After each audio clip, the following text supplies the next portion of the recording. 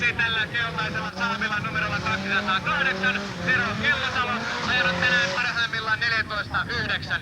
Ja siellä kakkosradalla tuo sininen Fiat Mirafiori numero 203.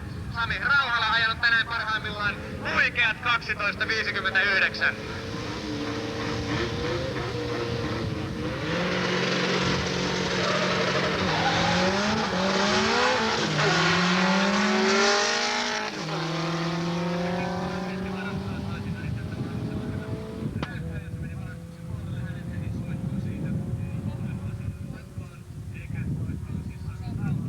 Ykkösradalle kuitenkin aika 14.84, loppunopeutta 61 kilometriä tunnissa. Siis jatkoon kakkosradan Sami Rauhala ajalla 12.15.